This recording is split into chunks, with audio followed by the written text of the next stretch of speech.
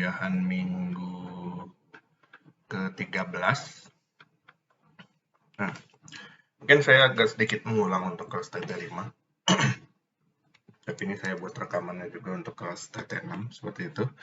Jadi mungkin nanti untuk TT5 bisa disimak ulang atau bisa di skip saja langsung ke materi tentang refleksi, difraksi, dan scattering. Nah, jadi untuk materi kuliah kali ini kita akan membahas yang lebih ke arah aplikasi dari antena, yaitu penggunaannya sendiri pada komunikasi radio terestrial. Nah, sebenarnya kalau kita bicara mengenai sistem radio terestrial, itu berkaitan dengan segala jenis komunikasi yang dilakukan pada wilayah terestrial, di mana kita tahu istilah terestrial itu mengartikan adalah wilayah tanah seperti itu, yaitu ya yang ada di atas planet bumi atau di permukaan bumi seperti itu. Nah, artinya sistem komunikasi radio terestrial ini cakupannya sangat luas sekali, yaitu salah satunya adalah termasuk broadcasting contohnya. Broadcasting, yang kita tahu broadcasting itu beberapa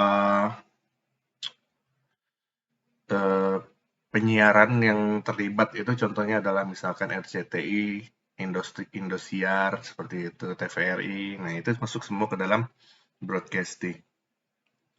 Ada juga komunikasi misalkan mobile wireless.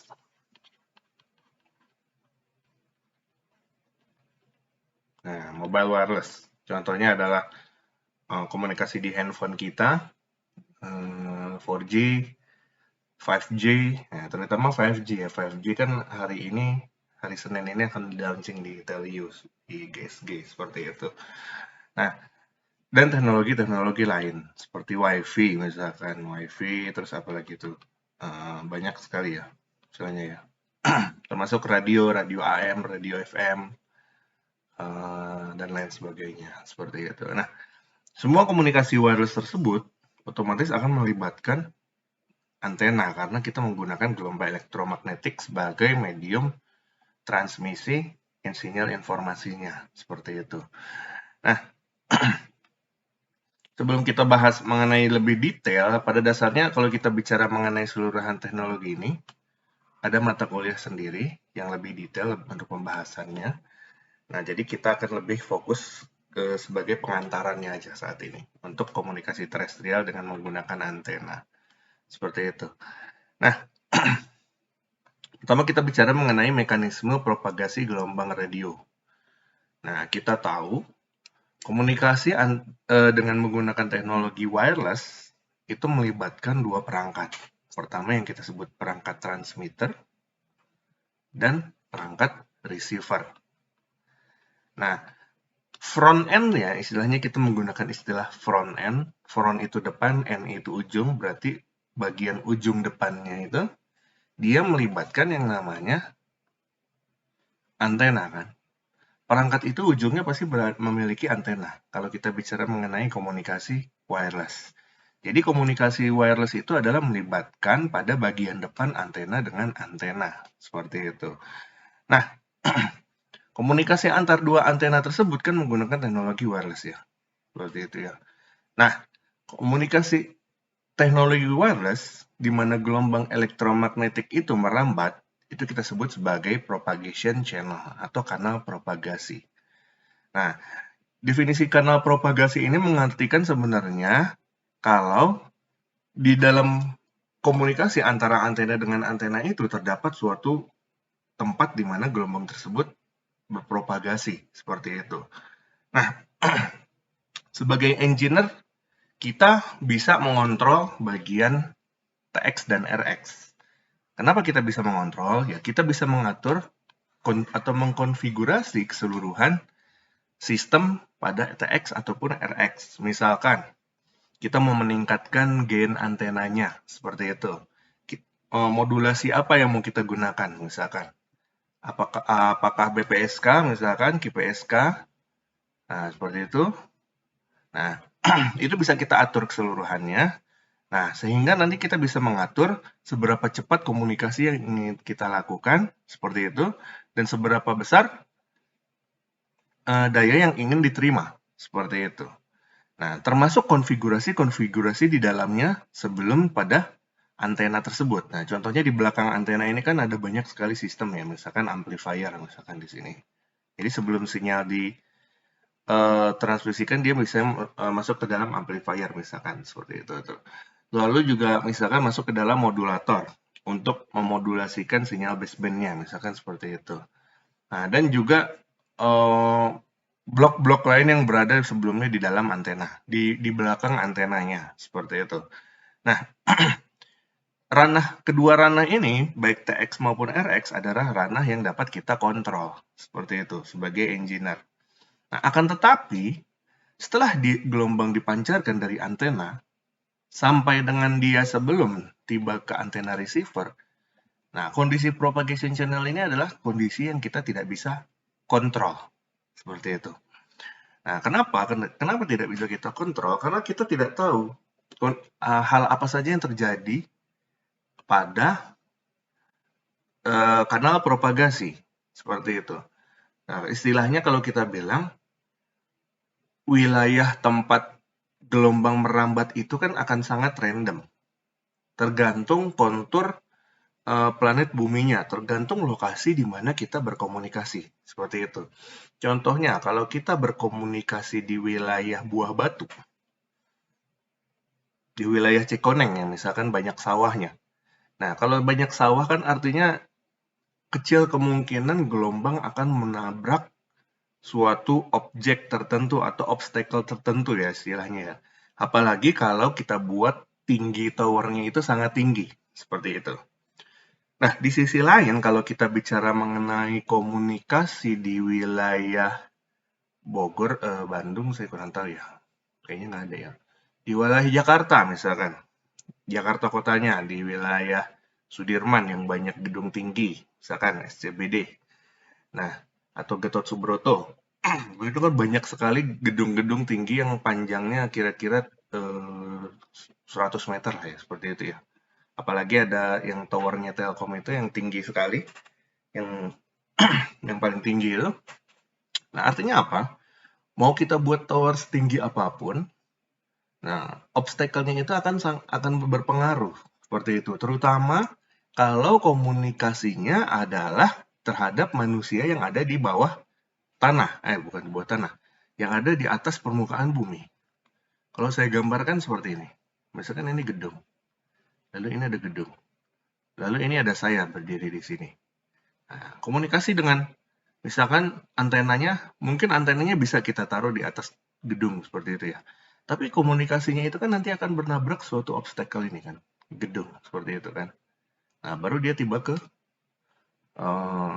orangnya seperti itu. Nah, itu bisa melalui berbagai jalur seperti itu. Nah, berbeda tadi kalau misalkan kondisi di Buah Batu misalkan. Di Buah Batu itu kan paling bangunannya rumah-rumah kan. Kayak gitu kan. Nah, misalkan kayak gini. Terus kita punya tower yang tinggi sendiri di sini. Nah, jadi komunikasinya itu nggak terlalu berpengaruh. Seperti itu. Nah, kondisi kanal tersebut pada dasarnya banyak sekali modelnya. Kondisi apabila dia tidak memiliki bangunan-bangunan tinggi ini yang kita sebut sebagai kondisi rural.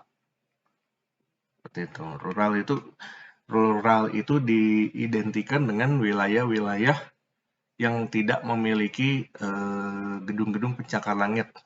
Contohnya adalah sawah misalkan seperti itu. Jadi kondisi rural. Nah, kondisi di mana banyak sekali gedung tinggi ini kita sebut sebagai kondisi urban. Seperti itu. Atau kota metropolitan. Nah, kenapa penting sekali kita untuk mengelompokkan komunikasi-komunikasi ini? Ya karena kita mengetahui model propagasi ini sendiri atau model kanal ini sendiri adalah sesuatu yang tidak bisa kita kontrol seperti itu. Sehingga untuk mengontrolnya diperlukan suatu metode agar kita bisa memprediksi, paling enggak kita bisa memprediksi apa yang terjadi dalam sini. Seperti itu. Nah, itu adalah yang perlu kita lakukan sebagai engineer pada dasarnya. Kita perlu memprediksi apa yang terjadi, walaupun sebenarnya kita tidak tahu yang benar-benar terjadi di dalamnya. Seperti itu. Apalagi kalau kita bicara mengenai komunikasi se-Indonesia, konturnya itu bisa berbeda-beda kan. Kadang ada komunikasi antar pulau. Seperti itu. Misalkan dari Pulau Madura ke Jawa misalkan kayak gitu. Nah, kadang ya komunikasi misalkan yang ada di kota metropolitan, di mana banyak banyak sekali gedung pencakar langit. Nah, selain itu juga ada komunikasi di daerah-daerah persawahan, misalkan seperti itu. Dan lokasinya juga kan berbeda. Kota, kota metropolitan yang ada di Jakarta dibandingkan dengan yang di Bandung itu kan gedung-gedungnya komposisinya berbeda kan. Seperti itu. Atau misalkan kota lain yang besar itu ada di Medan, misalkan Medan atau Surabaya. Eh, gedung-gedungnya kan nggak sama persis gitu. Artinya hal yang terjadi pada gelombang elektromagnetik ketika memasuki wilayah tersebut juga akan memelangi perbedaan variasi yang berbeda-beda seperti itu. Perlakuannya yang berbeda-beda terhadap gelombang elektromagnetik tersebut. Dan itu akan berpengaruh kepada komunikasi yang diterima oleh si receiver. Seperti itu. Nah, oleh karena itulah kita perlu melakukan pemodelan. Nah, pemodelan itu adalah untuk memprediksi kondisi kanal tersebut. Nah, pemodelan itu sendiri pada dasarnya ada banyak sekali. Yang paling sederhana itu kita gunakan namanya adalah loss atau line of sight atau lebih mudah kita kenal sebagai one ray model. Seperti itu. Dan model-model yang lain, contohnya adalah Okumura-Hata misalkan. Okumura-Hata misalkan. Terus Walvis Ikegami misalkan seperti itu. Dan model-model lain ini akan kalian banyak pelajari nanti di mata kuliah lain. Tapi pada dasarnya ini adalah model-model yang dia menggunakan model-model tertentu. Tapi dia sebenarnya tujuannya sama, yaitu adalah untuk memprediksi sesuatu yang tidak bisa kita kontrol seperti itu. Nah, kanal dapat menghasilkan distorsi pada transmit sinyal, lalu kemudian secara potensialnya degrades. Jadi dia akan mengalami penurunan kualitas istilahnya. Jadi akan mengakibatkan penurunan kualitas pada sistem komunikasi. Nah, jadi penyebab dari distorsi yang mengakibatkan penurunan kualitas dari sistem komunikasi itulah yang diakibatkan oleh si kanal propagasi ini. Seperti itu. Jadi sesuatu yang mengalami kanal propagasi artinya kita modelkan dia diperlakukan secara, kalau saya bilang ya, tidak layak gitu istilahnya. Ya, seperti itu. Karena si gelombang itu nanti akan mengalami 3 hal selama dia merambat di udara. Yang pertama itu kita sebut sebagai refleksi. Lalu yang kedua adalah difraksi. Yang ketiga adalah scattering. Nanti akan kita bahas secara lebih detail. Nah, pada dasarnya dia akan mengalami 3 hal ini. Seperti itu. Dan pada kondisi yang paling parah, itu mengakibatkan penurunan kualitas yang sangat jauh. Seperti itu. Nah, model kanal diperlukan untuk memprediksi, mengestimasi, atau mengantisipasi dalam rangka meningkatkan performa dari sistemnya. Seperti itu. Jadi kita perlu memodelkan kanal sehingga kita tahu sistemnya perlu kita desain seperti apa. Seperti itu. Kalau kita sudah bisa memodel kanal, misalkan kita modelkan loss-nya bakal segini, misalkan. Loss-nya bakal sekitar 120 dB, misalkan seperti itu. Nah, kalau kita tahu prediksi loss-nya adalah sekitar 120 dB, artinya kita nanti akan atur konfigurasinya, seberapa besar daya dikirim, seberapa besar gain antenanya, seberapa besar fading margin misalkan, agar komunikasinya itu masih layak ketika digunakan. Seperti itu. Nah, nanti kenapa perlu di komunikasi itu kita sebut layak? Karena nanti kita akan tahu akan ada yang namanya penurunan kualitas. Nah, tolak ukurnya itu biasanya kita sebut dengan menggunakan SNR atau signal to noise ratio, seperti itu. Pada komunikasi yang sangat parah, apabila distorsinya sangat parah sekali, maka N-nya itu akan lebih besar. Kita tahu SNR itu adalah perbandingan sinyal dibanding noise, seperti itu kan. Atau sinyal per noise ratio. Nah, pada distorsi yang sangat tinggi, sinyalnya itu lemah. Dan noise-nya itu dia tinggi. Seperti itu. Artinya lemah dibagi tinggi, dia akan sangat kecil kan SNR-nya kan. Benar nggak? Kalau misalkan sinyalnya 1, noise-nya 10, berarti 1 per 10. Dia akan kecil. Kalau sinyalnya 10, noise-nya 1, berarti 10 per 1. Sinyal, noise-nya kecil, dan komunikasinya bagus. Seperti itu. Nah, pengaruhnya adalah nanti kalau kita bicara mengenai SNR kecil dan SNR besar, itu akan berpengaruh terhadap yang namanya bit error rate. Seperti itu. Jadi kita komunikasi itu kan membicarakan mengenai bit yang kita kirim kan. Komunikasi digital itu kan semua informasi diolah dalam bentuk bit. Sinyal 10, 111, misalkan seperti itu ya. Nah, misalkan gini. Dan nggak hanya deretan 6 bit ini, tapi deretan bit secara seterusnya, sinyal informasi gitu kan. Nah, sinyal informasi ini kan nanti akan dikirim melalui kanal propagasi tadi. Nah, apabila SNR-nya sangat rendah, sinyal tersebut berpotensi mengalami yang namanya error. Gitu. Kalau SNR-nya rendah, seperti itu. Nah, yang maksud dengan error itu nanti akan mengalami perubahan bit.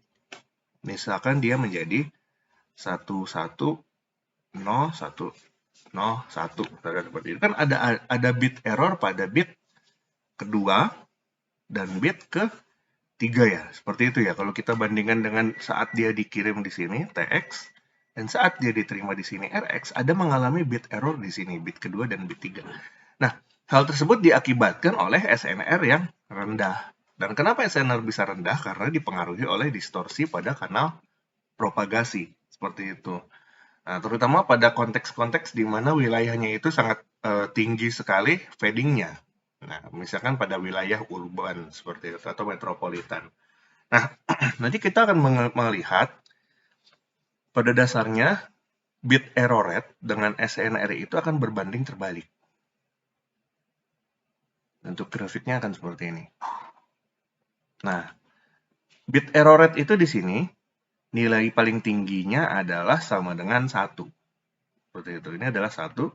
Lalu turun ke bawah itu dia adalah 10 pangkat min 1, 10 pangkat min 2, 10 pangkat min 3, dan seterusnya. Nah, artinya apa? Kalau 10 pangkat min 1 itu kan adalah 1 per 10 ya. 10 pangkat min 2 adalah 1 per 100. 10 pangkat min 3 adalah 1 per 1000. Nah, bit error rate 1 per 1000 itu mengartikan kalau dari 1000 bit yang dikirim mengalami 1 bit error. Seperti itu. Jadi yang mana yang paling tinggi antara 10 pangkat min 3 dengan 10 pangkat min 2? Bear-nya, yang bear paling tinggi itu adalah 10 pangkat min 3. Karena dia mengalami 1 bit error pada saat 1000 bit dikirim. Sedangkan 10 pangkat min 2 itu kan 1 bit error pada saat 100 bit dikirim. Jadi kalau kita bandingkan, kalau 100 bit dikirim ada error 1, berarti kalau 1000 bit dikirim berarti jumlah errornya ada 10 kan? Seperti itu kan? Nah, sehingga bit error rate yang bagus itu adalah yang pangkatnya paling tinggi. Pangkatnya paling kecil. 10 pangkat min 3, 10 pangkat min 7. 10 pangkat min 7 lebih bagus bear-nya dibandingkan 10 pangkat min 3. Seperti itu. Nah, artinya, tapi kan 10 pangkat sekian itu kan makin lama makin kecil kan. 10 pangkat min 7 itu artinya 1 per 10 juta. Nah, artinya dia akan makin kecil. Nah, makanya grafiknya terbalik. Semakin tinggi SNR-nya, error-nya akan semakin kecil. Seperti itu. Nah, seperti itu. Nah, lalu grafik ini sendiri nanti akan dipengaruhi oleh berbagai macam. Contohnya adalah teknik modulasi yang kita gunakan. Seperti itu. Apabila kita menggunakan BPSK misalkan, atau QPSK, nah itu grafiknya akan berbeda. Nanti akan berpengaruh terhadap performance dari sinyal itu sendiri. Seperti itu. Dan begitu juga apabila kita menggunakan bandwidth-nya sendiri, nanti akan berpengaruh juga terhadap performance dari sistem itu sendiri. Nah, di situ nanti kita akan tahu untuk mengantisipasi hal yang terjadi pada kanal propagasi, kita bisa mengatur dari perangkatnya. Nah, akan tetapi ada keterbatasan juga pada dasarnya. Kenapa? Perangkat kan tidak bisa kita atur seenaknya gitu kan. Artinya apa? Kalau kita menggunakan antena yang gainnya sangat tinggi itu akan sangat mahal. Termasuk juga perangkat-perangkat lain yang memiliki performa yang tinggi. Seperti itu. Sehingga pemodelan itu adalah yang istilahnya tepat guna dan tepat harga, seperti istilahnya seperti itu. Nah, ya kenapa nggak kita beli aja perangkat yang bagus kayak gitu. Perangkat yang bagus sekali, yang mahal sekali, biar komunikasinya bagus. Misalkan seperti beli yang gainnya paling tinggi, misalkan kayak gitu. Beli yang apanya paling tinggi, semuanya. Misalkan seperti beli semua yang bagus-bagus speknya. Nah, pertanyaan saya adalah, kalau kita bicara mengenai komunikasi terestrial yang jaraknya dekat, misalkan 10 meter, dengan komunikasi terestrial yang jaraknya jauh, misalkan hampir 30 km, itu kan menggunakan mekanisme yang berbeda, perangkat yang berbeda. Contohnya WiFi. WiFi kita nggak perlu yang gainnya tinggi sekali, karena komunikasinya juga paling 10 meter di dalam rumah, kayak gitu kan. Nah, terus komunikasi, misalkan Starlink. Nah, kalau kalian punya Starlink sekarang, Starlink itu kan udah bawaan dari Elon Musk ya. Elon Musk itu kan dia sekarang udah punya internet dari satelit kan. Nah, namanya Starlink. Nah, itu langsung terhubung dari satelit ke rumah kalian kayak gitu. Nah, dari rumah kalian mungkin pakai WiFi ya, seperti itu ya. Nah, komunikasi Starlink. Starlink dari satelit ke planet bumi. Kan nggak mungkin kita pasang receiver di planet buminya dengan gain yang sangat tinggi. Kenapa? Ya karena akan membutuhkan parabola yang sangat besar. Parabola-parabola kayak di Telkomsat itu kan dia sangat besar sekali. Hampir segede gedung. Kayak gitu. Ya paling kalau antena parabola untuk retail yang di rumah paling paling segede apa sih? Paling paling besar mungkin segede motor atau segede mobil. Itu juga udah cukup besar sekali ya. Paling segede segede harusnya segede laptop kali ya. Kayak gitu. Nah, termasuk juga pada komunikasi terestrial. Pada komunikasi 5G misalkan. Pada komunikasi 5G, kalian itu kan pakai handphone. Nah, handphone itu nggak mungkin dia memiliki gain yang sangat tinggi. Seperti itu. Kenapa? Ya karena kalau handphone memiliki gain yang sangat tinggi, gain baterainya sendiri nanti akan cepat habis. Seperti itu. Karena kan dia membutuhkan daya yang besar. Nah, sehingga baterai handphonenya juga akan cepat habis. Maka oleh karena itu kita tahu ternyata ada dalam komunikasi itu sendiri ada keterbatasan walaupun kita bisa kontrol seperti itu.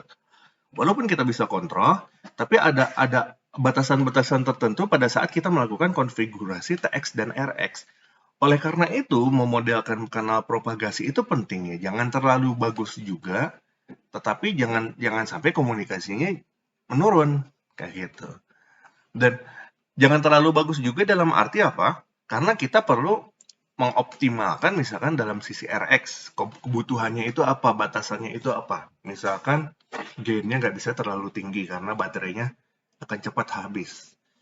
Nah, kan yang kita kedepankan itu kan adalah komunikasi mobile. Artinya komunikasi mobile kan nggak mungkin kita bawa-bawa baterai yang besar atau kita bawa-bawa kabel sebagai charger kan. Kan akan sangat annoying ya kalau kalau kita kebanyakan ngecas handphone ya, seperti itu ya. Pengennya kan ya satu kali ngecas bisa awet sampai 2 hari kan, misalkan kayak gitu kan. Walaupun jarang ya mungkin ya sekarang ya. Paling lama paling 1 hari juga udah habis kayak gitu. Nah, itu dengan gain yang sekarang, apalagi kalau gainnya kita tinggikan sampai dengan misalkan 40 atau 50 dB. Nah, itu pasti dalam 1 jam juga udah habis handphonenya baterai ya. Seperti itu. Oleh karena itu antisipasinya adalah pada TX-nya itu gainnya kita tinggikan. Seperti itu kan. Nah, sehingga konfigurasinya itu sendiri nanti kita akan lebih banyak bisa mengontrol pada transmitternya. Karena transmitter itu kan adalah fix kan, dia tidak mobile. Kita taruh dia di atas tower misalkan. Nah, gainnya itu ya udah kita atur aja. Misalkan dia gain yang paling tinggi berapa. Nah, tapi jangan terlalu tinggi juga seperti itu. Karena nanti akan pengaruh ke konsumsi daya pada transmitter, itu yang pertama. Dan yang kedua adalah tidak efektif. Kalau misalkan kita toleransinya, daya terimanya adalah X, buat apa kita buat lebih tinggi dari itu, kayak gitu. Nah, nanti kita akan pelajari itu lebih detail di Power Link Budget. Nah, propagasi kanal tergantung pada beberapa faktor. Yang pertama adalah kondisi partikel pada medium. Nah, kondisi partikel pada medium itu mengartikan gelombang itu akan menghadapi apa aja. Misalkan adalah asap. Nah, asap juga ternyata akan berpengaruh. Kabut juga ternyata akan berpengaruh pada gelombang elektromagnetik.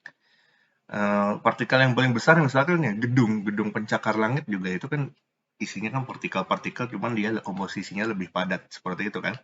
Gedung, pepohonan, dan lain sebagainya seperti itu. Nah, frekuensi gelombang elektromagnetik juga ternyata akan berpengaruh terhadap kanal propagasi. Dan juga perilaku dari usernya, apakah dia menggunakan fix atau mobile. Nah, pada fix atau mobile ini sendiri nanti akan lebih berpengaruh kepada pergeseran frekuensi. Kita tahu ya, kalau usernya itu mobile atau bergerak, semakin tinggi kecepatan, semakin cepat si user itu bergerak, maka akan mengakibatkan yang namanya pergeseran frekuensi. Atau kita sebut dia sebagai efek Doppler, seperti itu. Efek Doppler itu adalah efek pergeseran frekuensi.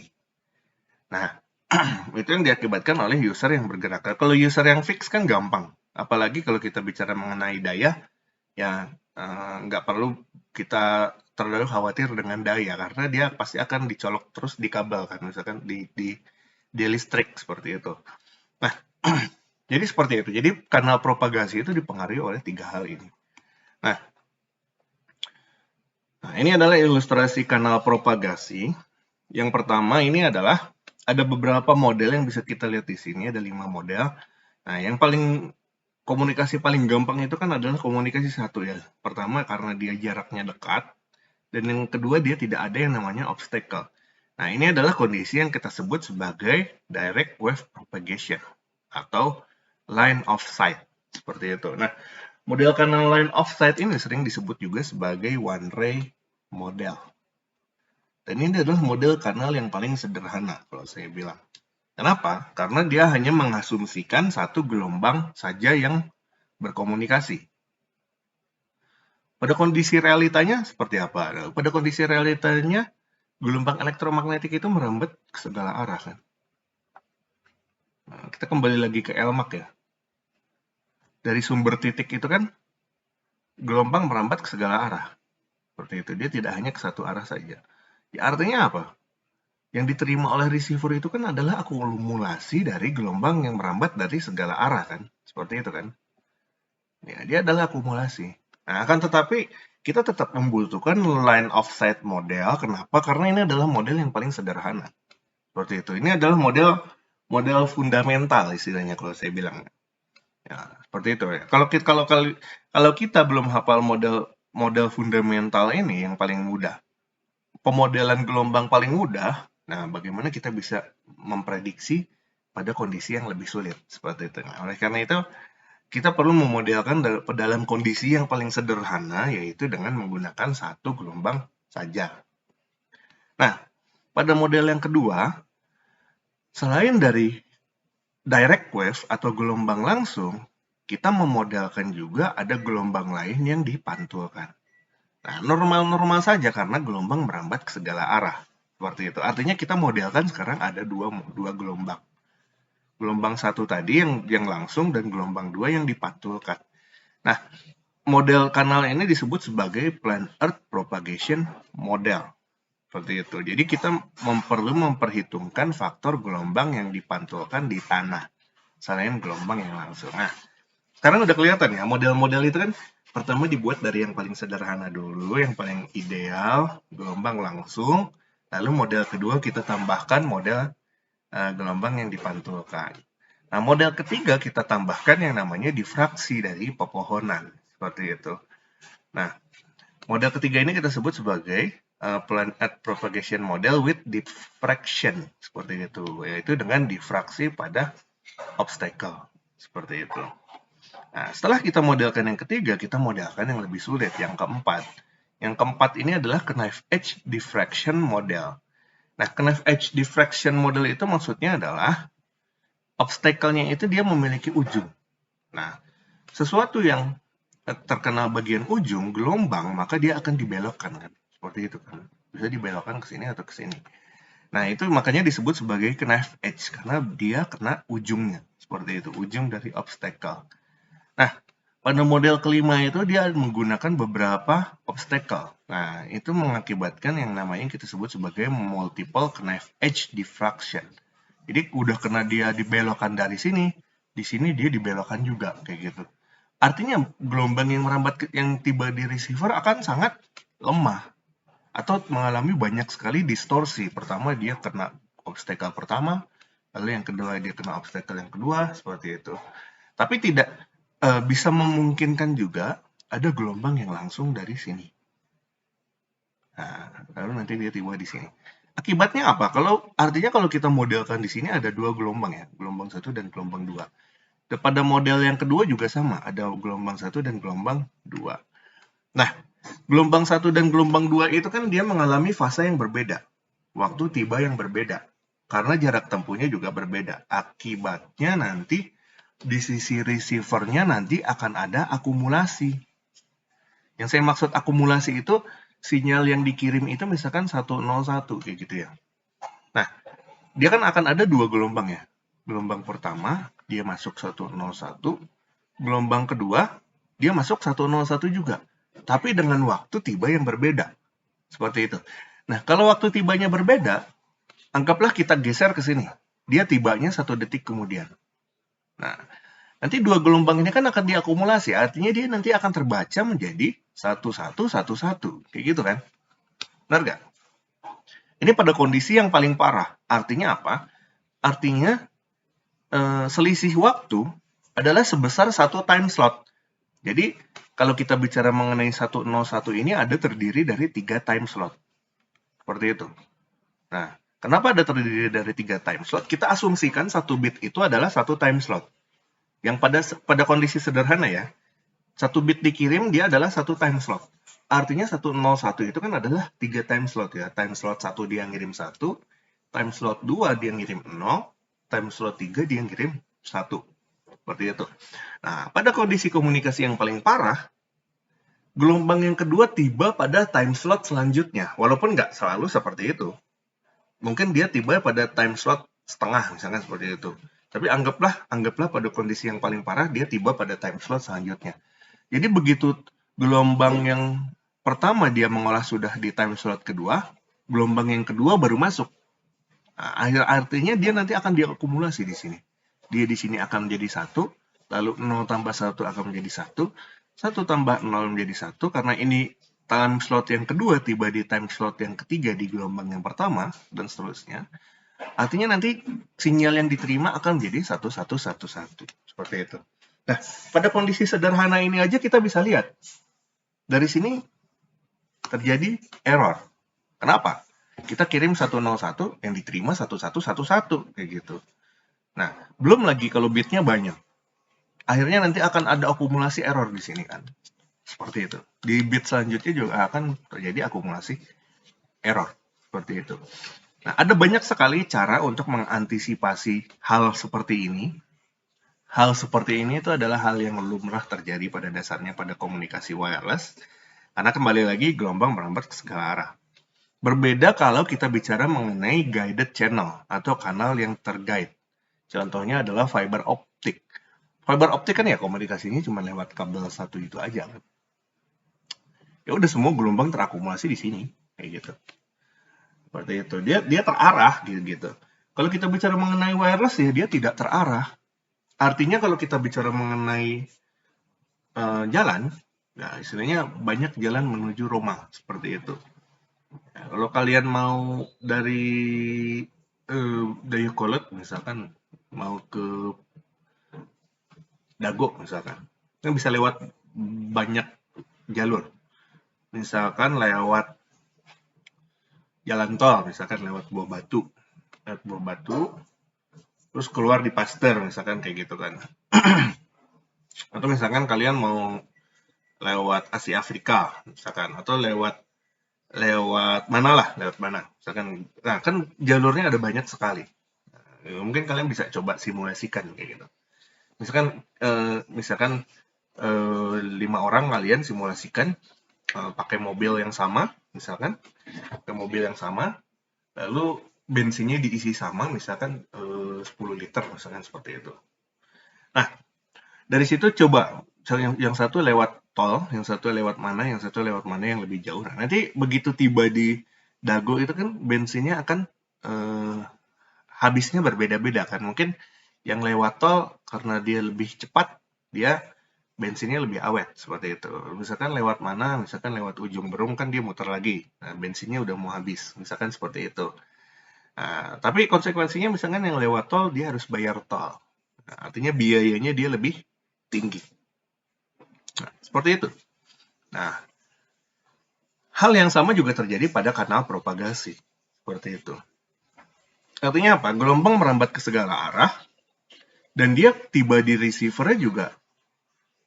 Yang satu gelombangnya udah sangat lelah gitu.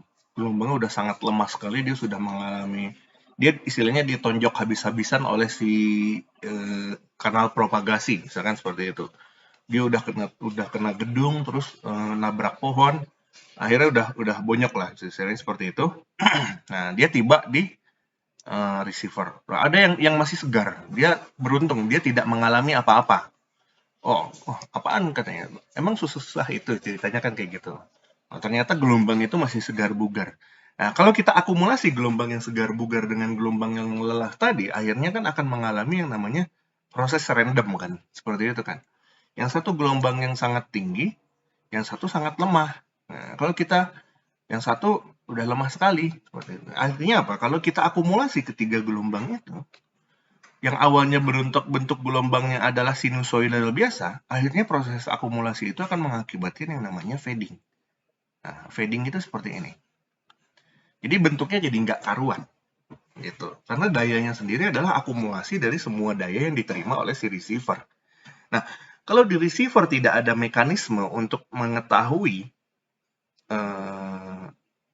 gelombang mana, tibanya kapan, nah itu akan sangat sulit untuk mengantisipasi perubahan ini. Bagaimana kita bisa membaca bit ini kalau bentuk awalnya adalah sederhana seperti ini, gitu kan? Sangat sulit membaca bit dari bentuk sinyal seperti ini kan. Nah, cuman itu nanti akan banyak dibahas pada mata kuliah yang lain. Ini adalah pengantar aja. Mekanisme propagasi ini adalah propagation, komunikasi planet bumi. Nah, pada dasarnya dia mengikuti kontur bumi seperti ini, melingkar, karena ada pengaruh dari indeks bias pada planet buminya yang akan kita bahas. Nah,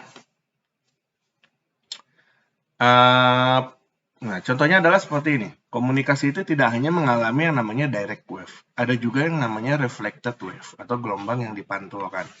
Seperti itu. Nah, pada komunikasi langit juga sama. Pada komunikasi langit juga dia dipantulkan di area ionosfer untuk di. Nah, ternyata ada komunikasi yang tidak hanya menggunakan permukaan bumi, tapi dia dipantulkan dulu di ionosfer, lalu dikembalikan di receiver, seperti itu. Nah, contohnya seperti itu. Nah, ini adalah jenis-jenis frekuensi. Nah, jadi frekuensi itu kan rentangnya sangat jauh sekali kan, dari orde hertz sampai dengan terahertz, misalkan seperti itu. Dan tergantung berapa pangkat berapa lagi, akan bisa sangat tinggi. Pada dasarnya tak terbatas, seperti itu. Nah, akan tetapi kemampuan device kita itu sendiri kan dia bekerja pada frekuensi yang terbatas. Kenapa? Karena kalau kita bicara mengenai model, contohnya pada saat kita melakukan desain antena, nah, antena itu nanti akan berbanding terbalik. Semakin tinggi frekuensi, dimensinya semakin kecil. Seperti itu. Artinya, ada keterbatasan kita dalam proses perancangan kan. Kalau kita merancang antena pada frekuensi yang sangat tinggi sekali, bentuk antenanya akan sangat kecil sekali. Ya, belum tentu kita bisa buat seperti itu. Dengan teknologi yang kita punya sekarang. Misalkan seperti itu. Nah, Orde paling tinggi itu saat ini yang bisa dibuat oleh manusia itu adalah pada orde terahertz, seperti itu. Nah, pada orde terahertz. Nah, sedangkan pada orde yang lebih tinggi itu digunakan untuk komunikasi optik, karena dia menggunakan cahaya tampak, seperti itu. Nah, ini adalah frekuensi per frekuensinya sendiri. Nah, ini dikelompokkan pada dasarnya untuk mengetahui karakteristik dan layanan yang digunakan pada pengelompokan ini juga beda-beda. Contohnya adalah untuk komunikasi broadcasting TV kita menggunakan teknologi UHF seperti itu. Nah, UHF itu digunakan di televisi seperti itu contohnya. Lalu juga ada WiFi juga di sini, Wireless Local Area Network atau WLAN. Nah, WLAN kan dia pakai 2,4 ya. Nah, 2,4. Lalu ada mobile phones juga. Misalkan berapa? 2100, 2,1 seperti itu. Nah, setiap layanan ini juga dia memiliki frekuensi berbeda-beda. Nah, terus juga karena tadi dia kanal propagasi dipengaruhi oleh frekuensi, maka hal yang terjadi pada frekuensi tersebut juga akan berbeda-beda. Seperti itu. Nah, contohnya apalagi nih di sini. Nah, 3-30 GHz. Nah, biasanya dia digunakan untuk komunikasi radar, misalkan seperti itu. Satelit komunikasi, satelit juga banyak. Contohnya adalah DBS, misalkan Digital Broadcasting Service itu di frekuensi 12,2 sampai 12,7. Nah, kalau nggak salah ya, DBS itu di 12,2 sampai 12,7. Ada juga frekuensi satelit yang ada di 8 GHz. Satelit itu banyak sekali. 8 GHz itu kalau nggak salah FSS, Fixed Satellite Service kalau nggak salah, saya lupa ya. Ya, layanan itu, nah sebenarnya semua frekuensi ini semua udah terokupansi. Kalau kalian lihat di Indonesia itu ada regulasinya namanya task free. Nah, kalian coba buka task free, kalau nggak salah paling baru itu task free 2018. Itu dikeluarin oleh Kominfo. Nah, Kominfo itu udah ngatur, pokoknya untuk frekuensi A sampai B itu untuk layanan apa, B sampai C untuk layanan apa. Pada dasarnya hampir tidak ada yang berbeda dengan standar internasional ITU-T, misalkan seperti itu. Nah, mungkin ada perbedaan sedikit adalah misalkan karena di frekuensi A dia sudah digunakan oleh layanan lain, artinya dia tidak bisa digunakan oleh frekuensi oleh layanan yang lain seperti itu. Contohnya sekarang nih, lagi dilakukan proses harmoni seperti itu. Nah, misalkan pada frekuensi 3,5 G, 3,5 GHz maksud saya, 3,5 GHz itu dia akan rencananya digunakan untuk komunikasi 5G kan, seperti itu kan.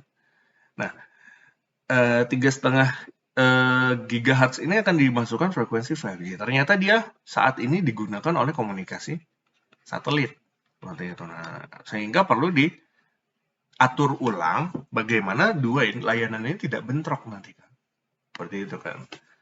Karena 5G nanti rencananya akan masuk di sini. Nah, sementara existing ternyata sudah digunakan oleh orang lain. Nah, artinya orang lainnya itu perlu dipindahkan dulu. Nah, biar bisa digunakan oleh 5G-nya. Nah, seperti itu. Nah, selain dari komunikasi ini, pemodelan frekuensi juga bisa menggunakan huruf. Nah, ini yang lebih bukan populer, lebih modern istilahnya. Nah, ini adalah versi modernnya. Nah, versi modernnya itu kita menggunakan huruf, yaitu L-band 1,2 GHz, S-band 2-4, C-band 4-8, dan seterusnya. Di bawah ini juga ada lagi yang namanya V-band. Terus E-band. Saya lupa ya. E-band itu kalau nggak salah sampai 60 GHz. Lupa saya nggak ingat. 60 GHz. Seperti itu. Nah, banyak sekali. Nah, ini hanya pengelompokan frekuensi saja untuk membedakan layanan itu digunakan oleh apa. Misalkan satelit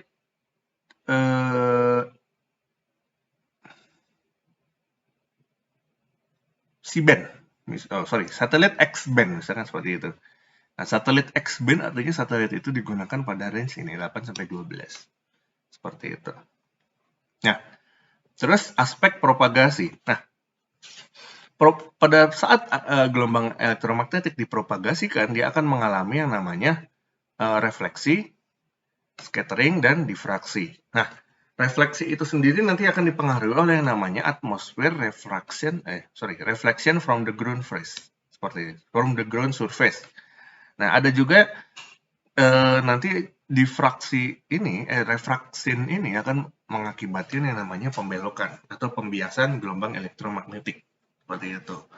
Menurut saya ini lebih mengakibatkan pembelokan. Pembelokan itu difraksi. Tapi nggak juga, bukan difraksi. Pembiasan lah, pembiasan. Sama seperti kalau kalian mempelajari fiber optik. Fiber optik itu nanti kalian akan tahu ternyata di dalam kabelnya itu dia memiliki indeks bias yang berbeda-beda. Pada graded index itu,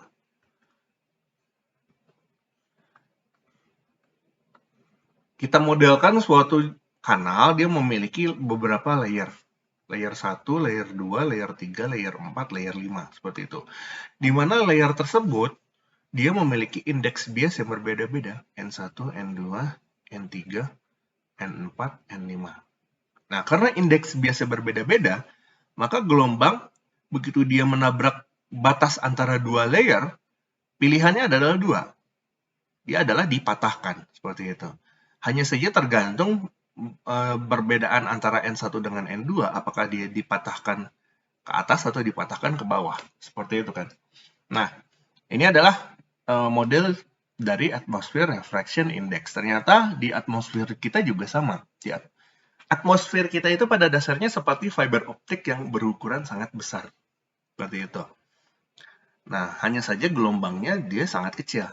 Nah, kalau kita modelkan dia seperti fiber optik sangat besar, dia memiliki refraction index yang berbeda-beda pada setiap layernya. Nah, sehingga nanti gelombangnya akan dibelokkan seperti itu. Nanti akan kita bahas lebih detail. Nah, indeks bias atmosfer. Untuk frekuensi di atas 30 MHz, pengaruh troposfer perlu diperhitungkan sampai dengan ketinggian 18 km di khatulistiwa, 11 km di kutub, dan 9 km di kutub selatan. Nah, indeks bias kita dapatkan dengan nilai akar dari epsilon R. Seperti itu.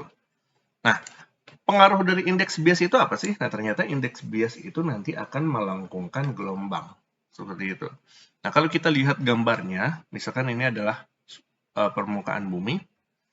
Nah, pada batas H1, H2, dan H3, dia memiliki indeks bias yang berbeda-beda. N1, N2, N3. Seperti itu. Nah, gelombang nanti akan dipatahkan. Nah, dia dipatahkan mendekati planet bumi apabila nilai indeks bias N1 lebih besar dari N2. Seperti itu. Kalau N1 kurang dari N2, maka dia dipatahkannya mendekati sumbu normal ke sini. Seperti itu. Nah, bedanya seperti itu aja sih sebenarnya. Nah, akan tetapi kalau kita lihat di sini, karena dia dipatahkan seperti ini, dia dipatahkan begini.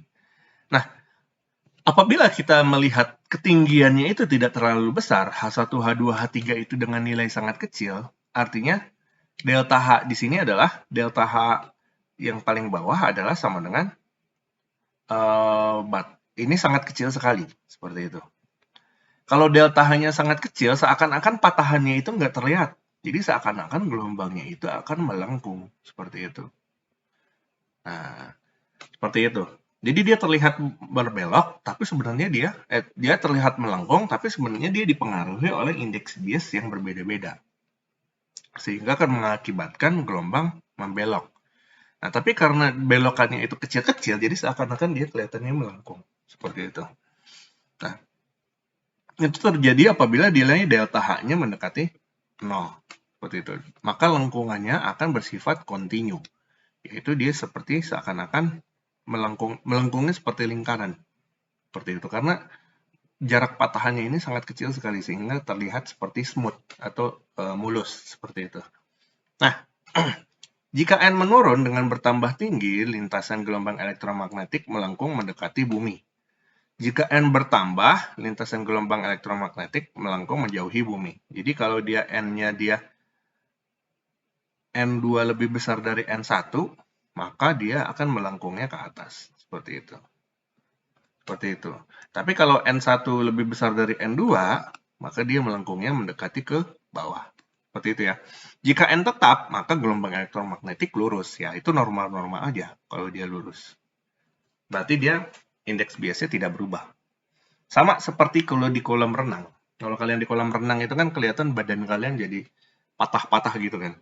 Kalau kalian lihat dari atas kan, kalau kalian masuk air itu kelihatan jadi agak gitu. Jadi kayak agak patah. Nah, kadang kepalanya di mana, kalau kepala kalian ada di atas permukaan air, kepalanya di mana, badannya ada di mana, kayak gitu kan. Jadi berpisah. Nah, itu diakibatkan oleh perbedaan indeks bias antara udara dengan air. Nah, sehingga nanti gelombang dibelokkan di dalam air. Nah, sehingga penerimaan di mata kita itu seakan-akan kelihatannya nggak nyambung antara kepala dengan badan, misalkan seperti itu. Atau agak kelihatan agak belok badan kita, misalkan seperti itu. Kalau kita berada di dalam air, sebagian tubuh kita ada di dalam air. Nah, itu prinsip yang sama dengan hukum Snellius tadi. Nah, seperti itu. Nah, kadang-kadang gelombang elektromagnetik terperangkap di antara dua lapisan atau yang kita sebut sebagai duct. Nah, sekarang kita masuk ke jari-jari efektif bumi. Nah, jari-jari efektif bumi itu lengkung, lintasan gelombang elektromagnetik ditransformasikan sebagai lintasan lurus. Lengkung muka bumi ditransformasikan sama membentuk lengkungan baru disebut sebagai jari-jari efektif bumi. Seperti itu. Nah, jadi tadi karena gelombang elektromagnetik dibiaskan, dia seakan-akan bentuknya melengkung gini kan. Seperti itu kan. Nah, misalkan komunikasi dua arah ini, TX dan RX. Nah, karena planet bumi memiliki jari-jari R, maka kita perlu mengasumsikan jari-jari baru di mana komunikasi itu terjadi, yaitu kita sebut sebagai R efektif. Seperti itu. Jadi besarnya R efektif pasti dia lebih besar daripada nilai jari-jari bumi yang sebenarnya atau R. Nah, dia dipengaruhi oleh konstanta yang kita sebut sebagai K atau faktor kelengkungan bumi. Di mana nilai K adalah sama dengan 1/1 min R per rho. Seperti itu. Nah, contohnya adalah seperti ini. Untuk atmosfer bumi, di mana R adalah 6370 km dan rho adalah 25.000 km, ini adalah jarak komunikasinya. Nah, perhitungan sebelumnya didapatkan adalah sama dengan nilai K-nya itu adalah sama dengan 1/1 min R per rho, atau 4/3. Sehingga jari-jari efektifnya adalah 4/3 kali 6.000, yaitu 8.500 km. Seperti itu. Nah, sekarang kita masuk ke bagian refleksi permukaan bumi. Nah, ternyata refleksi permukaan bumi itu dipengaruhi oleh polarisasi dari gelombangnya. Seperti itu. Jadi ada polarisasi horizontal dan vertikal, dia mengalami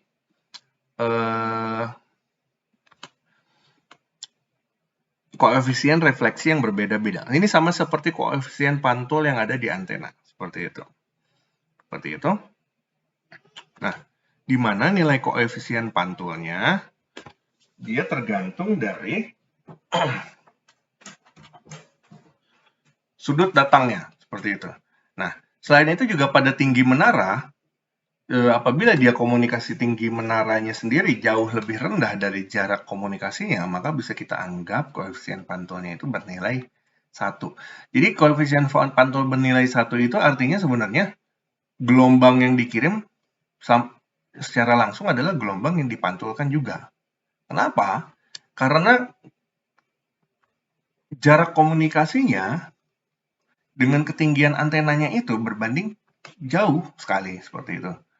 Nah, sehingga seakan-akan gelombang yang langsung dengan gelombang yang dipantulkan itu dia tidak mengalami perbedaan. Makanya dianggap koefisien pantulnya dia bernilai 1. Sehingga gelombangnya itu dianggap sama antara gelombang yang dikirim dengan gelombang yang dipantulkan langsung. Seperti itu.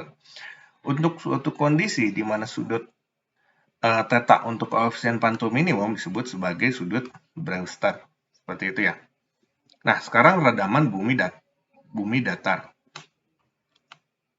Nah, gelombang akan mengalami 3 hal di sini. Yang pertama adalah pemantulan, yang kedua adalah pembelokan, yang ketiga adalah scattering, seperti itu.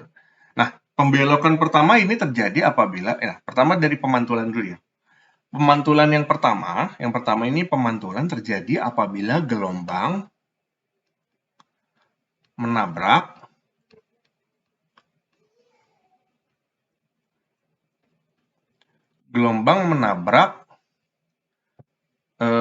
suatu objek yang dimensinya lebih besar daripada panjang gelombangnya, seperti itu. Nah, apabila gelombang menabrak objek dengan dimensi yang lebih kecil dari panjang gelombangnya, maka akan terjadi yang namanya scattering. Scattering itu gelombang itu akan menyebar, seperti itu. Nah, yang kedua adalah pembelokan. Nah, pembelokan itu terjadi apabila gelombang menabrak ujung suatu objek. Apabila dia menabrak ujung suatu objek, maka dia akan terjadi yang namanya pembelokan. Nah, pembelokan juga terjadi apabila gelombang menabrak suatu objek dengan indeks bias yang berbeda-beda. Seperti itu. Di mana indeks bias N1 tidak sama dengan N2. Seperti itu. Nah, seperti itu ya. Nah, pertama adalah redaman bumi datar. Nah, redaman bumi datar itu sendiri, gelombang ruang terdiri dari 2 komponen, yaitu gelombang langsung dan gelombang pantul. Nilai masing-masing ditentukan koefisien refleksi permukaan tanah dan pola radiasi oleh antenanya. Seperti itu. Nah, contohnya adalah ini. Nah, apabila jarak komunikasinya sendiri dia jauh lebih tinggi dibandingkan dengan tinggi antenanya, nah, maka tadi kita sebutkan kalau koefisien refleksinya adalah bernilai 1 kan. Atau nilai sudutnya adalah mendekati 0. Jadi seakan-akan gelombangnya itu sama. Gelombang yang dipantulkan dengan gelombang yang diteruskan itu sama. Sehingga sudut yang terbentuknya itu akan sangat kecil sekali. Seperti ini. Nah, jadi seakan-akan dia jaraknya itu sama. Nah, beda koefisien pantul permukaan tanah mendekati 1 dengan pergeseran fasa 180 derajat. E pada arah langsung dan pantul hampir sama besar, sehingga akan mengakibatkan interferensi destruktif. Seperti itu, karena dia mengalami perbedaan fasa 180 derajat. Seperti itu. Nah, oke, redaman ini nanti kita bahas saja di loss yang lain. Nah, bumi datar itu dikenal dia memiliki redaman. Seperti itu. Nah, maka untuk redaman propagasinya adalah sebesar ini. Nah, di mana L ini sendiri adalah free space loss. Lalu faktor koreksinya itu adalah ini, 20 log dikalikan 4V per lambda dikalikan HT kali HR per D, seperti itu. Mungkin ini akan lebih banyak dipelajari nanti ya untuk di mata kuliah yang lainnya, seperti itu. Jadi nanti kita bicara mengenai loss itu di sini untuk memprediksi dari kondisi model kanal yang telah kita prediksi tadi. Jadi teknik memprediksi sinyal gelombang itu sendiri menggunakan yang kita sebut sebagai loss. Jadi loss itu sendiri kan, kalau kita bicara mengenai komunikasi di model kanal, tadi kan kita sempat bahas dia tidak bisa diprediksi kan, seperti itu kan. Nah, kalau dia tidak bisa diprediksi, artinya apa? Artinya dia adalah kita perlu memprediksi dengan menggunakan model kanal. Nah, prediksi itu sendiri biasanya dalam bentuk loss. Seberapa loss yang terjadi selama di gelombang merambat di kanal propagasi. Seperti itu. Nah, untuk selanjutnya kita mempelajari rugi-rugi difraksi. Nah, difraksi ini adalah contohnya adalah knife edge model. Knife edge model itu terjadi apabila gelombang menabrak ujung suatu objek. Maka dia akan membelok seperti ini kan. Seperti itu kan. Nah, seperti itu.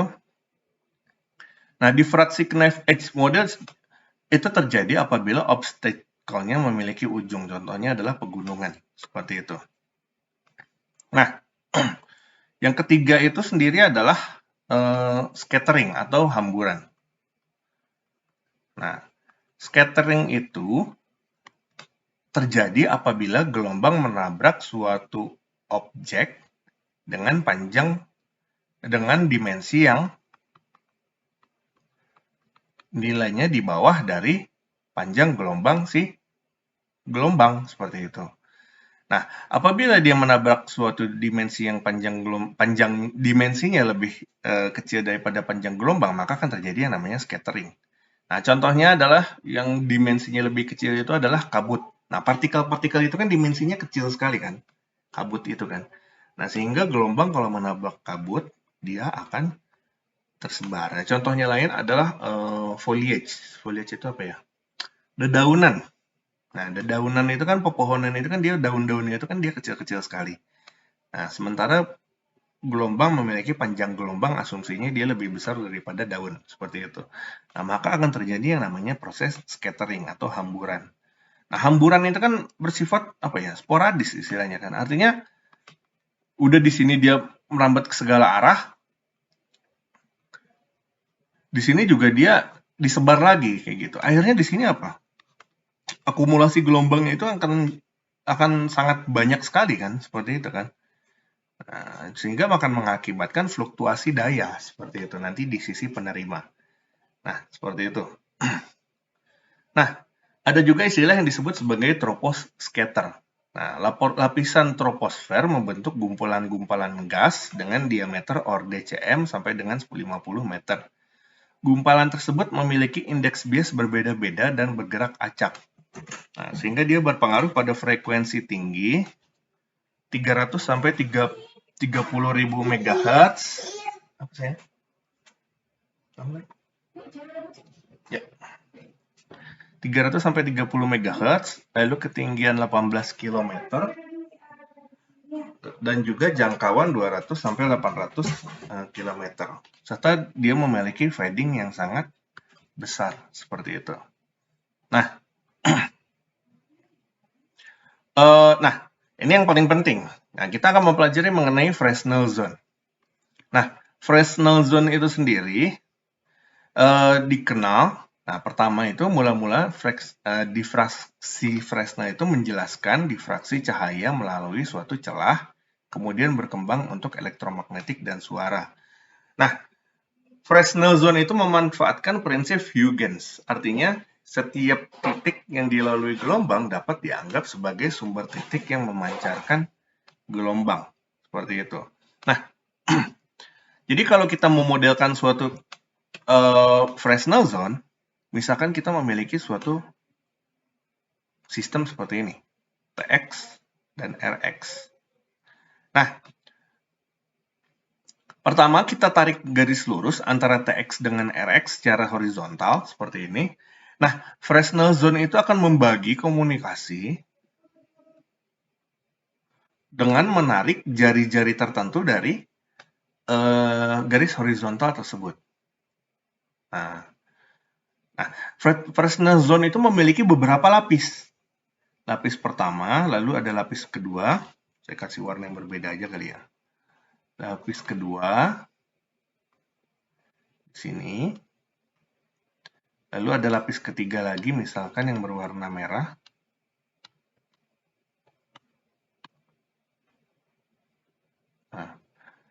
Nah, ini dimodelkan dengan model Fresnel zone 1, Fresnel zone 2, dan Fresnel zone 3. Ini 1, ini 2, ini 3. Seperti itu. Nah, jadi ada zona 1, zona 2, zona 3, dan seterusnya. Zona 4, zona 5, zona 6, dan zona 7. Yang dia dibenakan oleh jari-jari dari si garis horizontal tersebut. Seperti itu. Nah, ternyata jari-jari ini sendiri nanti akan mengakibatkan perbedaan fasa antara garis lurus di sini dengan garis yang melengkung ini. Jadi kita memodelkan suatu gelombang sebagai dua model kan. Gelombang lurus dan gelombang pantul, seperti itu. Nah, sehingga dengan memodelkan Fresnel zone, kita juga perlu menentukan perbedaan fasa antara gelombang langsung dan gelombang pantul. Nah, di mana gelombang pantulnya tadi kita modelkan dia dengan bentuk yang melingkar, karena dia indeks biasnya berbeda dengan panjang yang sedikit sekali, atau delta H-nya mendekati 0, seperti itu. Delta H-nya sangat kecil sekali. Nah, mungkin saya skip aja ini. Nah, daerah Fresnel itu sendiri nanti akan mengakibatkan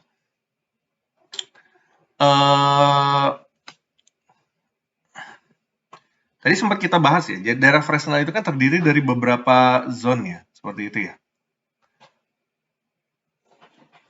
Nah, ternyata kita bisa memodelkan daerah Fresnel pada zona pertama atau pada zona ketiga dan zona kelima, dia memiliki interferensi konstruktif seperti itu. Sedangkan pada zona yang kedua, 4 dan ke-6 dan seterusnya, yaitu pada zona genap yang sefasa, dia berlawanan fasa dengan F1 sehingga menghasilkan interferensi destruktif. Nah, ini perbedaannya adalah interferensi antara gelombang pantul dengan gelombang yang direct wave atau yang langsung seperti itu. Nah, ternyata kalau kita memodelkan pada Fresnel zone ganjil, yaitu zona 1, 3, 5, 7, dan seterusnya, dia akan menghasilkan interferensi konstruktif. Yang dimaksud dengan interferensi konstruktif itu, apabila kita memodelkan suatu gelombang, saya gambarkan dua gelombang, bentuknya seperti ini, dan gelombang yang sama dengan bentuk yang sama, kalau kita jumlahkan artinya dia akan saling menguatkan, kan? Benar nggak? Nah, ini yang kita sebut sebagai interferensi konstruktif. Seperti itu. Dia akan dijumlahkan dengan ini akan dijumlahkan dengan ini. Nah, berbeda dengan interferensi destruktif. Interferensi destruktif itu, kalau kita modelkan gelombang seperti ini, kita jumlahkan dengan gelombang yang fasanya berbeda. Seperti ini. Artinya apa? Kalau kita jumlahkan ini dengan ini, maka akan berkurang, kan? Positif ditambah negatif. Artinya dia nanti akan semakin kecil. Ya, mungkin gini. Nah, gini lah. Mungkin gitu. Jadi semakin kecil. Nah, itu adalah perbedaannya. Jadi, kalau pada zona yang genap, pada Fresnel zone, ternyata dia menghasilkan interferensi destruktif. Artinya, dia tidak saling menguatkan, tapi interferensinya akan menghancurkan gelombang itu. Seperti itu, antara gelombang pantul dengan gelombang langsung. Pada interferensi konstruktif, gelombang pantul dan gelombang langsungnya dia sefasa, sehingga akan saling menguatkan. Nah, seperti itu. Nah, itu terjadi apabila kita memodelkan Fresnel zone.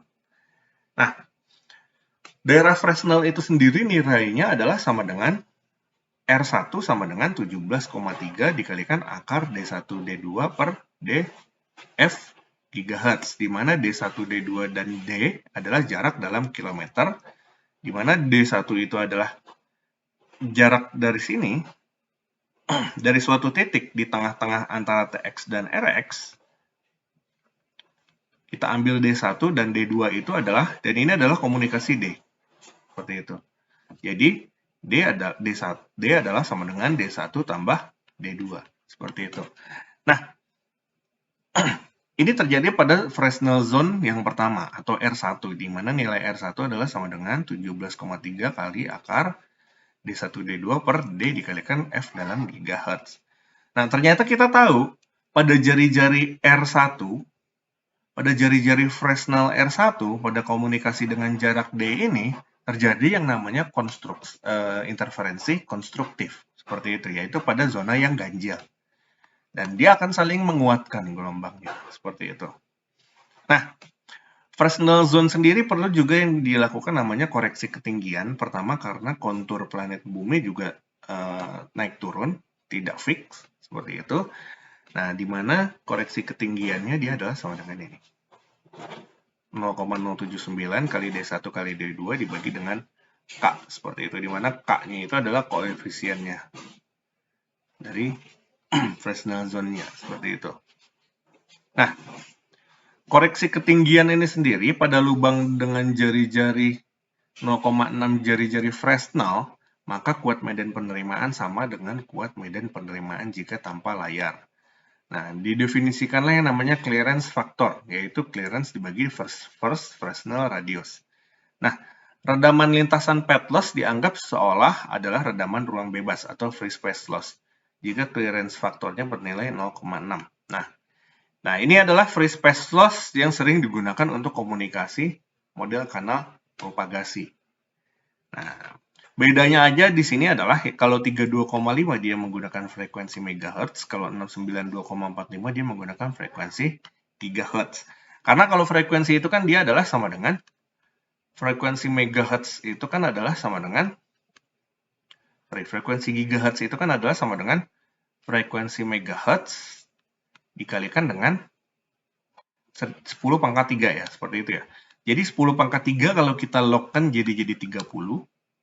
Jadi 3 kali 20 adalah 60. Makanya selisih antara yang 25 MHz dengan GHz itu dia adalah 60 dB.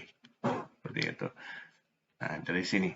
Nah, pet loss akan berubah dari harga freeze pet loss jika clearance factor tidak sama dengan 0,6. Clearance factor 0,6 sangat disukai dalam desain karena loss pet sama dengan loss free space untuk jenis medium pemantul apapun, seperti itu. Nah, ini ada yang paling sering kita gunakan untuk komunikasi mencari loss dari model kanal, seperti itu. Nah, yang terakhir adalah tentang link budget. Sebelum masuk link budget, kayaknya saya perlu. Oke, link budget. Nah, link budget ini sendiri adalah metode kita untuk mengetahui seberapa besar performa dari komunikasi yang sudah kita rancang. Seperti itu. Artinya apa? Kalau kita bicara mengenai komunikasi antara TX dengan RX, nah, komunikasi antara TX dengan RX itu sendiri kan nanti akan dipengaruhi oleh kanal propagasi, seperti itu ya. Nah, kanal propagasi ini sendiri, tolak ukurnya bagus atau enggak itu nanti kan pada sisi RX, seberapa besar daya yang dia diterima, seperti itu kan. Nah, untuk menghitung daya yang diterima atau di RX itu sendiri, kita mulai dari daya yang dikirim. Hubungannya seperti apa? Seperti itu. Daya yang diterima itu adalah hubungannya seperti apa dengan daya yang dikirim. Pasti akan mengalami perubahan kan? Ditambah sesuatu dan dikurang sesuatu. Seperti itu. Karena nilainya tidak akan sama persis. Tidak akan sama lagi. Seperti itu. Jadi, daya yang dikirim akan mengalami banyak perlakuan, baik dari sisi perangkat ataupun dari kanal propagasi, sampai dengan dia daya yang diterima. Nah, analisis ini yang kita sebut sebagai link budget atau budget daya, seperti itu.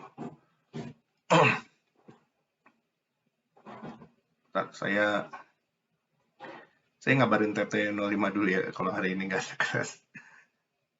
TT05 unprop.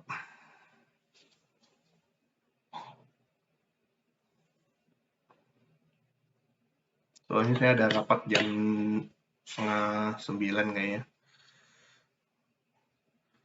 Hari ini selamat pagi, hari ini tidak ada kelas.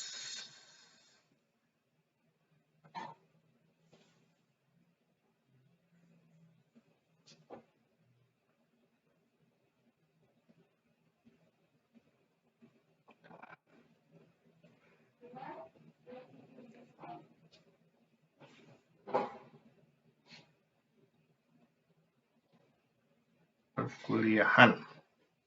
Oke, kita lanjut. Power link budget. Nah, power link budget. Jadi jam 7:30. Nah, seperti itu ya. Jadi power link budget itu adalah suatu model untuk memodelkan hubungan antara daya yang dikirim dengan daya yang diterima. Seperti itu. Nah, kenapa perlu dimodelkan sangat seperti ini? Nah, karena power link budget itu ternyata sangat penting. Kenapa? Karena PR itu sendiri nanti akan menentukan berbagai faktor komunikasi. Ya, contohnya tadi SNR dan BER tadi, seperti itu. Seberapa besar daya yang diterima di receiver nanti kan akan berpengaruh kepada nilai SNR-nya. Seperti itu. Nilai SNR-nya juga nanti akan berpengaruh pada performa komunikasinya. Berapa banyak error di bit-nya. Seperti itu. Nah, di sisi lain juga, perangkat di receiver dia memiliki nilai sensitivitas tertentu. Dalam arti dia tidak akan bisa mengolah sinyal informasi apabila dia apabila dia Dia tidak bisa mengolah sinyal informasi apabila dia menerima daya yang sangat kecil sekali, seperti itu. Nah, jadi dia tidak bisa menerima sinyal yang sudah sangat jelek. Nah, itu kita sebut sebagai sensitivitas receiver. Jadi receiver itu memiliki sensitivitas tertentu. Nah, sehingga kita perlu menghitung power link budgetnya. Jadi kita mengetahui daya terima di receiver itu sebesar apa. Seperti itu. Nah, gelombang ruang bebas disebut juga sebagai gelombang langsung, digunakan untuk komunikasi satelit dan dengan hubungan line of sight. Nah, tipe kanalnya memiliki fading yang sangat kecil, fading margin tidak diperlukan, seperti itu. Nah, gelombang ruang bebas itu adalah komunikasi yang dilakukan pada ruang bebas, yaitu di medium udara, seperti itu. Nah, fading. Nah, fading ini sudah sempat kita bahas, itu adalah fluktuasi daya penerimaan. Nah, yang dimaksud dengan fluktuasi daya itu tadi diakibatkan oleh tadi. Yang pertama adalah diakibatkan oleh refleksi, terus difraksi, dan juga scattering. Seperti itu. Nah, sehingga mengakibatkan kalau daya yang dikirimkannya dia adalah sinusoidal sempurna seperti ini, di sisi receivernya dia tidak, ini adalah transmitter, di sisi receivernya dia ternyata tidak sempurna, tapi dia mengalami fluktuasi. Masih sempurna, ya, seperti ini. Nah, seperti itu. Nah, nanti fading ini sendiri nanti akan dibagi menjadi dua, large scale fading dan small scale fading. Small scale itu adalah yang kecil-kecil ini. Ripple yang kecil-kecil ini namanya small scale. Large scale itu contohnya adalah ini. Nah, ini adalah large scale. Large scale itu contohnya adalah fluktuasinya itu sangat besar sekali sehingga dia mengalami perubahan fasa di sini.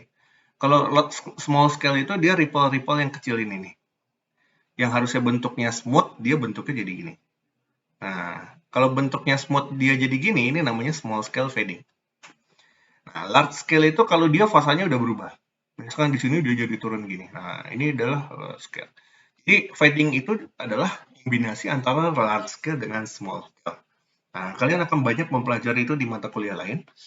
Nah, teknik mengatasi fading pertama adalah dengan menambahkan fading margin, lalu menambahkan AGC atau automatic gain control, dan juga teknik diversity. Seperti itu. Ini ada teknik-teknik yang banyak kalian pelajari nanti. Nah, pertama kita perkenalkan dulu yang namanya fading margin. Fading margin digunakan untuk meningkatkan reliability. Maksudnya apa sih fading margin? Nah, fading margin itu adalah kita memberikan margin antara daya yang diterima dengan daya yang istilahnya apa ya? Kita kasih margin daya yang diterima dengan daya yang kita prediksi akan diterima, seperti itu. Sehingga pada kondisi paling parah, apabila fluktuasi terjadi di sini, fluktuasi paling parah kan terjadi di sini ya.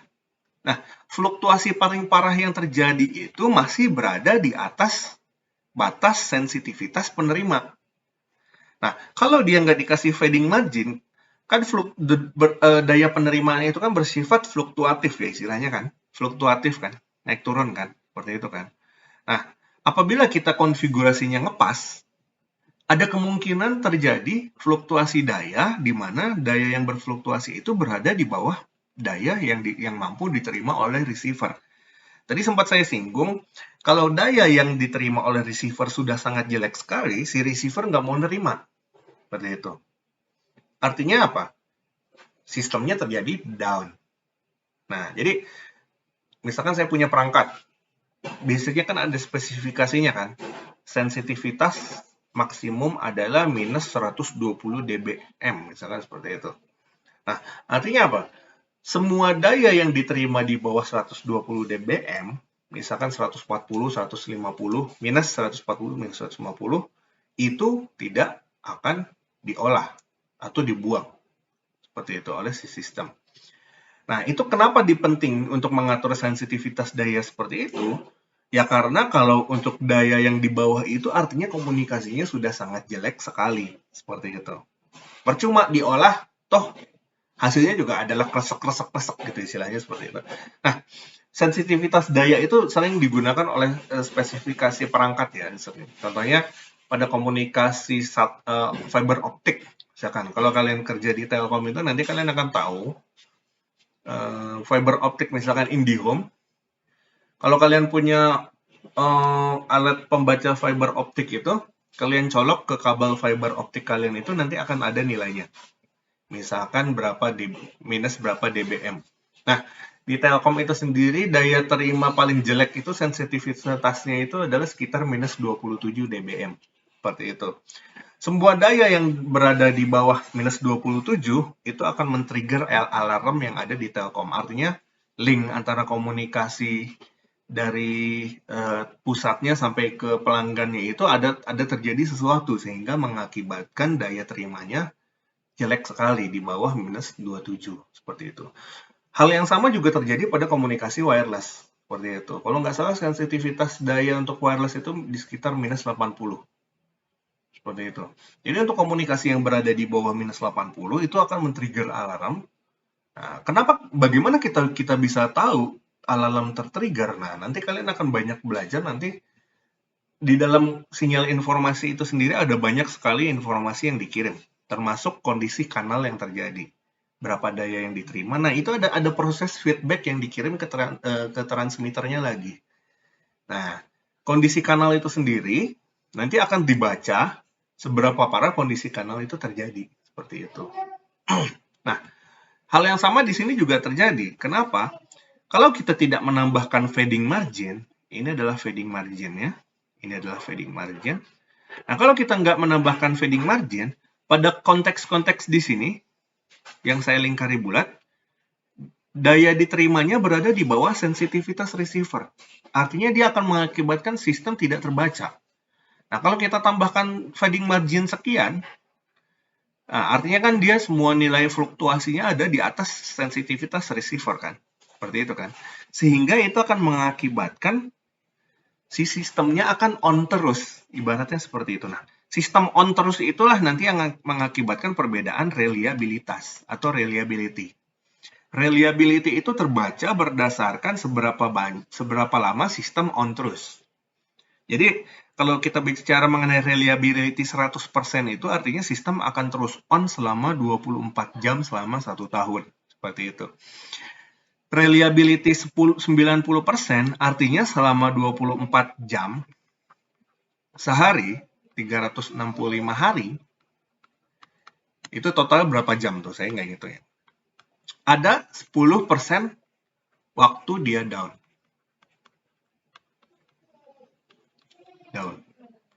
Nah, maksudnya seperti itu, reliability itu seperti itu.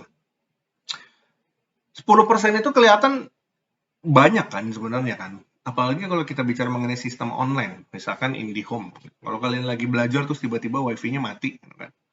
Mati gaya. Kalau kalian lagi buka YouTube terus mati gitu, mati lampu, terus internetnya mati, kan mati gaya langsung kan, nggak bisa ngapa-ngapain gitu kan. Nah, itu kan sangat berpengaruh.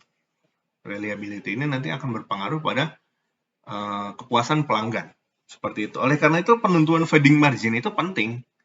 Nah, fading margin yang tinggi itu mengakibatkan peningkatan reliability. Artinya nanti fluktuasi dayanya pada kondisi tertentu apabila fading marginnya sangat tinggi sekali, bisa-bisa reliability-nya mencapai 100%. Misalkan seperti itu. Karena fluktuasi daya paling parahnya tetap terjadi di atas sensitivitas receiver. Nah, di mana peak outage, daya mati itu terjadi apabila satu minus reliability. Seperti itu. Ya, artinya kalau reliability-nya 90%, peak outage-nya adalah sebesar 10%. 10% selama 1 tahun waktu itu dia mati. Seperti itu. Atau sekitar 2 jam sehari. 2 jam kali 365 hari itu berapa ya? Seperti itu. Nah, reliability adalah jumlah waktu di mana WR lebih dari WR min, yaitu pada saat sistem selalu on. Kan kalau dia di bawah WR min kan dia tidak terbaca, kan seperti itu kan. Dibagi dengan waktu total pengamatan. Waktu total pengamatan itu umumnya dilakukan selama 1 tahun penuh. Nah, Sebelum diberikan fading, nilai reliability adalah sama dengan T total dikurangi T saat dia mati. T1, T2, T3, T4. Ini kan T1 mati, T2 mati, T3 mati, T4 mati kan. Karena dia berada di bawah sensitivitas. WR min itu dia sensitivitas daya. Nah, jadi dia mati pada saat dia di bawah WR min. Seperti itu. Nah, T 100%. Seperti itu ya. Nah, jadi seperti itu reliability. Nah, fading margin sendiri menggunakan persamaan Barnett-Wignan untuk menghitung fading margin microwave link stasioner atau loss terestrial. Di mana nilai fading margin adalah sama dengan 30 log D tambah 10 log 6 ABF di minus 10 log 1 min R minus 70 dB. Di mana D adalah distance, F adalah frekuensi, R adalah reliability yang mau kita capai, berapa persen. A itu adalah roughness factor, tergantung kalian pilih 4 itu untuk smooth. 1 adalah AVG, 0,2 very rough, seperti itu. Dan B adalah weather conversion factor. Pada kondisi yang sangat parah nilainya 1, 0,5 pada kondisi hot humid atau panas lembab, 0,25 pada kondisi yang umum, inland areas, dan 0,125 pada kondisi pegunungan yang kering. Seperti itu. Nah, ini kedua adalah diversity. Diversity itu adalah bagaimana kita mengakali sinyal dikirim pada kanal yang lebih dari satu. Nah, tadi kita sudah bahas komunikasi itu menggunakan kanal propagasi kan? Itu kan? Ini ada kanal di sini. Artinya si kanal ini dia mengalami hal yang sangat random. Nah, untuk mengakalinya gimana? Kita bisa menggunakan beberapa kanal sekaligus kan? Walaupun kanal 1 dengan kanal 2 mengalami hal yang serupa, sebenarnya nggak terlalu serupa karena dia bersifat random. Kanal 1, kanal 2, dan kanal seterusnya dia bersifat random. Tapi dari sini kita bisa punya opsi, kita bisa ambil hasil mana yang lebih baik, kayak gitu. Kalau kita menggunakan beberapa kanal sekaligus, kita bisa memilih. Misalkan kanal 3, dia menghasilkan daya terima lebih baik dibandingkan kanal yang lain. Seperti itu. Nah, ini yang kita sebut sebagai teknik diversity. Nah, kanal-kanal ini sendiri adalah tergantung teknik diversity-nya. Apabila kita mengirimkan sinyal informasi yang sama pada dua frekuensi yang berbeda, itu kita sebut sebagai frekuensi diversity. Seperti itu. Artinya kalau dia frekuensi berbeda, yang satu dikirim pada frekuensi 3,52, yang satu dikirim pada 3,54. Itu kan mengalami perlakuan yang berbeda kan. Nanti di receiver kita bisa milih, oh 3,54 lebih bagus dari 3,52. Nanti diambillah daya yang diolah yang di situ. Tapi tidak selalu terjadi hal yang sama. Bisa saja pada saat tertentu 3,52 lebih tinggi gitu dibandingkan 3,54. Jadi nanti dia ada proses pemilihan atau tergantung, sebenarnya saya tidak hanya mengambil yang mana yang terbaik, bisa juga akumulasi antara keduanya. Nah, kalian akan banyak belajar nanti di mata kuliah lain. Nah, frekuensi diversity itu, jadi pada dasarnya dia sinyal informasi dikirimkan pada dua frekuensi yang berbeda. Nah, time slot diversity kebalikannya. Dia dikirim pada waktu yang berbeda. Jadi dia dikirim ulang. Misalkan pada time slot 1 dia dikirim 101, pada time slot yang lain dia akan dikirim sinyal informasi yang sama 101 lagi. Seperti itu. Nah, lalu space diversity sesuai namanya dia menggunakan space. Dia menggunakan dua antena yang berbeda. Seperti itu. Atau dua komunikasi yang berbeda. Contohnya adalah yang satu pakai wireless, yang satu pakai fiber optik, misalkan seperti itu. Nah, misalkan fiber optiknya digunakan sebagai backup, misalkan seperti itu. Nah, itu adalah space diversity. Yang keempat adalah polarization diversity. Polarization diversity itu masih teknik yang baru ya istilahnya ya. Kan kita tahu polarisasi itu kan ada dua kan. Ada linear horizontal, ada linear vertikal, seperti itu kan. Nah, artinya apa? Kalau kita bisa mengirim dua sinyal informasi yang sama dengan dua polarisasi yang berbeda. Yang pertama dikirim pada polarisasi linear vertikal, yang satu dikirim pada polarisasi linear horizontal.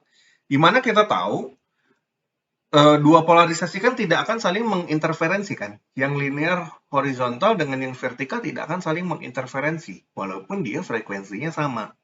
Seperti itu. Nah, oleh karena itu ini cukup teknik yang umum ya, istilahnya yang baru digunakan, bukan umum, yang baru ya. Polarization diversity itu adalah seperti itu. Jadi yang satu dia dikirim horizontal, yang satu dikirim vertikal. Seperti itu. Dia sinyal informasinya sama, hanya saja nanti diterimanya juga sama. Antenanya dia adalah biasanya menggunakan antena polarisasi sirkular, seperti itu, yang bisa menerima dua, horizontal dan vertikal, seperti itu. Nah, nanti akan dipilih sinyal informasi mana yang menghasilkan lebih bagus di antara dua teknik tersebut, seperti itu. Nah, ini adalah berbagai macam teknik diversity. Nah, power link budget ini sendiri, sesuai tadi kita jelaskan, dia adalah menghitung daya yang diterima dari daya yang dikirim. Nah, daya yang dikirim pertama dia akan mengalami loss feeder, kita sebut loss feeder, loss pada kabel, seperti itu. Nah, begitu dia sampai di antena, dia akan mengalami penguatan oleh gain antena. Seperti itu kan. Nah, sampai dengan antena tersebut, kita sebut dia sebagai EIRP. Atau Effective Isotropic Radiated Power. Seperti itu. Nah, EIRP itu adalah daya yang akan dikirim di antena, transmitter, sebelum dia masuk ke kanal propagasi. Seperti itu kita sebut sebagai EIRP. Nah, begitu gelombangnya dilepas oleh antena, plung gitu kan misalnya, dia masuk ke dalam kanal propagasi. Nah, kanal propagasi itu bersifat random, kita nggak tahu. Kita tidak benar-benar bisa memodelkan, tapi umumnya dia terjadi loss yang namanya kita sebut sebagai loss propagasi. Loss propagasi itu nilainya sangat tinggi sekali sehingga dia akan mengakibatkan penurunan daya yang sangat jauh. Seperti itu. Nah, loss propagasi di sini nanti akan dikuatkan oleh gain antena receiver, lalu dia dikurangi oleh loss feeder dari si receiver. Seperti itu. Nah, di sini kita tambahkan fading margin agar kalau threshold-nya ada di sini, daya yang diterima di receiver itu berada di atas daya threshold, seperti itu. Nah, jadi fungsi fading margin itu penting di daerah receiver agar kita memastikan daya yang diterima di receiver itu selalu berada di atas threshold atau berada di atas sensitivitas daya yang ada di receiver, sehingga akan meningkatkan reliabilitas tadi. Nah, besar daya ini sendiri nanti yang akan menentukan faktor carrier to noise ratio atau sinyal to noise, sama aja sebenarnya. Nah, nanti akan berpengaruh pada bit error rate-nya, seperti itu. Nah, daya sendiri yang diterima bersifat naik turun karena dipengaruhi oleh fading tadi, seperti itu. Dengan nilai power link budget itu pada dasarnya adalah seperti ini. Jadi semua yang menguatkan itu akan menambah, dan semua yang bersifat loss itu akan mengurang. Sorry, ini dibacanya dari PT ini. Ini rumusnya iseng ya. Sorry, biasanya itu kita menggunakan istilah PR ya, atau menggunakan istilah threshold. PR atau threshold itu sama pada dasarnya. Threshold itu adalah batas daya yang ada di sensitivitas receiver. Nah, biasanya dia sudah ditambahkan fading margin. Nah, tapi kalau kita lihat dari sudut pandang penerima, transmitter, dari sudut pandang PT, artinya gain itu bersifat mengurang. Karena kalau kita pindah ke sini, dia akan positif kan. Artinya PT nanti akan ditambah dengan gain, lalu dikurangi feeder, lalu dikurangi dengan fading margin. Nah, itu kita dapat nilai threshold dayanya. Threshold itu sensitivitasnya. Tapi kalau untuk mendapatkan nilai daya terimanya, PR itu biasanya adalah threshold ditambah dengan fading margin, seperti itu. Nah, kita tinggal mencari daya terimanya berapa, seperti itu. Karena threshold itu biasanya adalah spesifikasi dari perangkat. Nah, Kita masuk materi terakhir, penentuan konfigurasi sistem komunikasi radio terestrial. Pertama adalah komunikasi ground wave atau surface wave. Dia memiliki range frekuensi 3 kHz sampai dengan 300 kHz, merambat mengikuti permukaan bumi. Contoh aplikasinya adalah radio AM, navigasi, dan deteksi ledakan nuklir. Seperti itu. Nah, propagasi ground wave terjadi pada permukaan bumi dengan memanfaatkan refraction index dari lapisan bumi di atasnya, seperti itu, di udara, seperti itu. Nah, polarisasi vertikal ternyata lebih efektif pada komunikasi terestrial dibandingkan dengan polarisasi horizontal, seperti itu.